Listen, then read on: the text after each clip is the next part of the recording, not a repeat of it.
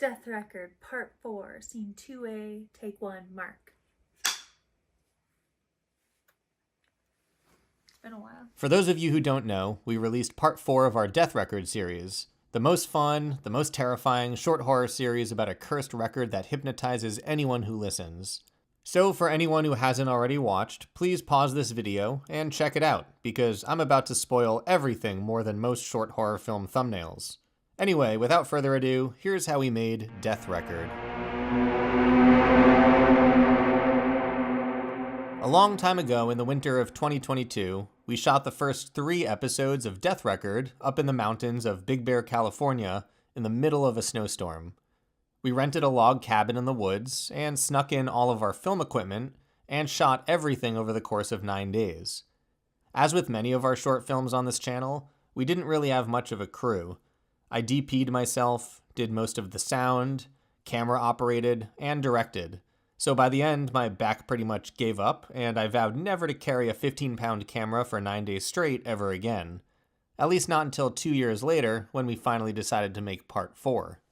During those 2 years, we actually made our first feature-length horror movie called Beazle, which I'd be remiss if I didn't mention is available to rent right now on Amazon Prime. We took the film to Cannes, where we actually sold the movie, and then spent the last 6 months or so going to film festivals and marketing. Stay tuned, because I'll be releasing the entire Making of Beazle documentary right here on our channel very soon. Anyway, back to Death Record. It's very important to us that we do our best to upload something new during spooky season. We spent the last year living in the middle of the desert in Joshua Tree and decided to use our house as the main location. We wrote the script in about a week and then shot very slowly over the course of about 10 days.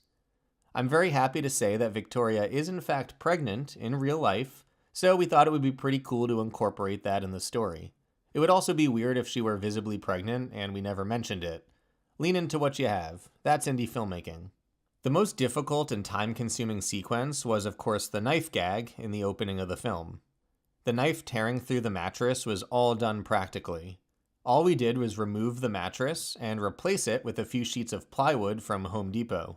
This allowed us to slide the plywood around so we could make some cracks beneath wherever we wanted the knife to come through. We also bought a foam pad, which we could easily stick the knife through, just so that Victoria wouldn't absolutely destroy her knees when moving around the bed. The knife was also super dull, so if anybody dares try this at home, please just be careful and don't actually use a sharp serrated knife. I couldn't fit under the bed to stick the knife through the sheet, so we had to shoot it like this, and then I just masked myself out of the shot. The broken hand gag was done almost entirely practically. We bought this fake hand online, and Victoria added some makeup so it looked a bit more bruised. After watching back, I felt like it wasn't bruised enough, especially how hard her character smashes it with the hammer. I didn't want blood dripping down her hand because, well, that would be flagged by YouTube. So I sent the shot to our VFX artist, Sam Evenson, and he added some cool, realistic bruising to the prop hand. I think it made the shot a lot less comedic and way more gruesome. Believe it or not, one of the things I was most concerned about was how I was going to light the entire front and back of the house in the middle of the night. As fate would have it, GVM had just sent me their SD300C studio light, which was exactly what I needed to make this happen. They did not pay me for this, but I do have to give a big shout out to GVM for providing this gear. It's super easy to use, comes in a nice little carrying case, and it's one of the most powerful GVM lights that I've used. I also have to give a shout out to New Day Thrift Store for letting us shoot in their store. This location was absolutely perfect, and the owner let us shoot there for several hours. Funny story, we actually arrived in the evening around 6 p.m. to begin shooting, and as I was unloading our gear from the car, I accidentally locked the keys inside the trunk with almost all of our gear still inside. What just happened? We just locked the keys in the car. Not we. I did. I had to call AAA so they could jailbreak me out of this horrible situation. Fortunately, they arrived within about 5 minutes, and we were able to continue shooting immediately. And no, AAA did not pay me to say that.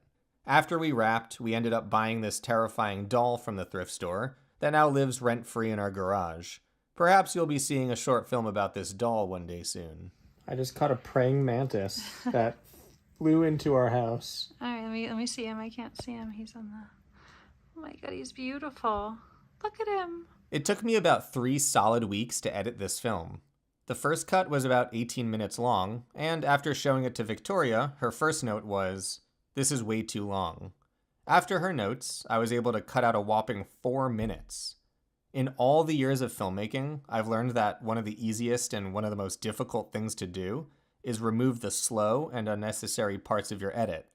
There's something in every filmmaker that makes us want to include every second of every shot, when in reality, that can often slow the story down. It's always good to get feedback on everything you make, especially from different people with varying perspectives.